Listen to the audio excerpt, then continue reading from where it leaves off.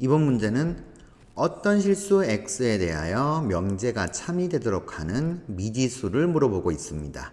자, 간단한 문제처럼 보이는데요. 실상 케이스 분류를 좀 하다 보면은 굉장히 머릿속이 복잡해집니다.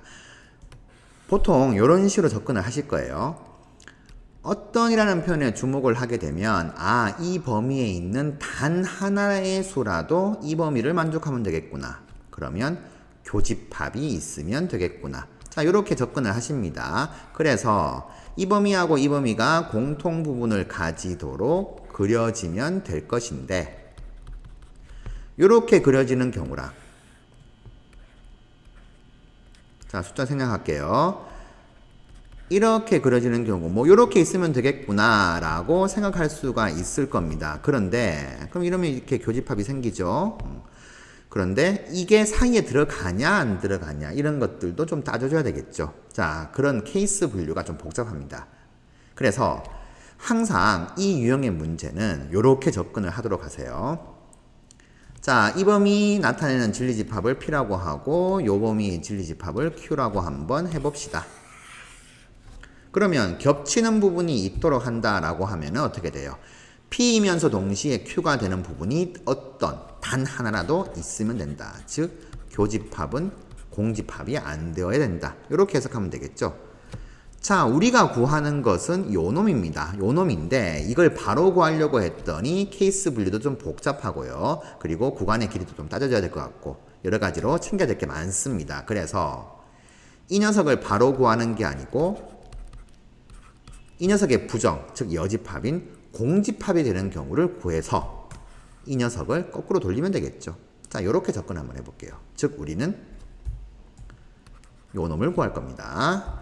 자, 이놈 구해보죠. 이놈 구해보는데 아까처럼 케이스 분류가 많을 것 같은데 두 가지밖에는 없습니다. 자, 일단 Q부터 먼저 그릴게요. Q부터 그리는 이유는 숫자가 다 주어져 있기 때문이죠.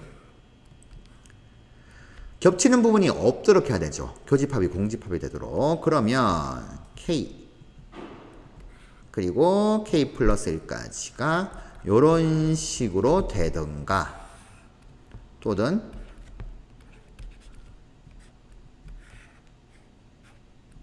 오른쪽에 이렇게 생기는 경우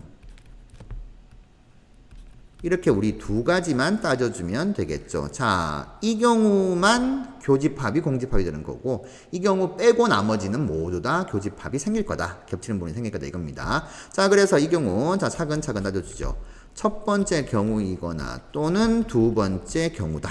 이렇게 보면 될 건데 첫 번째 경우 따져보려고 했더니 얘가 성립할 수가 없죠. K제곱 더하기는 당연히 1보다 크거나 같습니다. 그래서 이 경우는 없구나. 없으니까 안 해도 되죠. 다음 두 번째 경우는 요것만 따져주면 됩니다. 자, 우리 교집합이 안 생기도록 하려면 K는 7보다는 커야 되는데 등호 성립 여부를 봤더니 K가 7이 되어도 이 녀석은 7 포함하지만 이 경우는 7 포함 안 하니까 교집합 안 생깁니다. 7 되어도 상관없네요. 자, 우리가 구한 요 녀석은 교집합이 안 생기는 범위입니다. 그러면 반대로 부정을 취하게 되면 또는 여집합을 취하게 되면 자, 요 경우는 우리가 찾는 요 경우는 K가 7보다 작다. 이런 식으로 이제 해석하면 되겠죠. 자, 요렇게요. 자, 그래서 이 범위가 우리가 찾는 부분입니다. 보기 3번으로 이제 정답 체크하시면 되겠습니다. 자, 처음에는 조금 헷갈릴 수가 있습니다. 우리가 찾는 건 겹치는 부분이 생겨야 돼요. 생겨야 되는데 이 부분으로 접근을 하시게 되면은 자, 이 문제 같은 경우는 K제곱 더하기 1은 항상 K보단 크죠.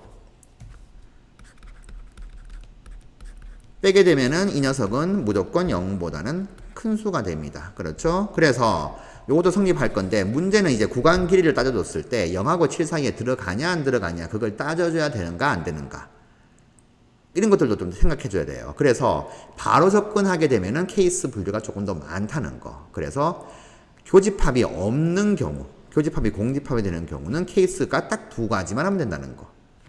해서 나온 요 범위를 부정을 취하게 되면, 여집합을 취하게 되면 우리가 문제에서 원하는 답을 이렇게 쉽게 찾을 수가 있습니다. 자, 어떤 실수 x에 대하여 명제가 참이되게 하는 미지수를 구하는 경우는 교집합이 없는 경우를 구해서 조정을 취한다는 거 잊지 마셔야겠습니다.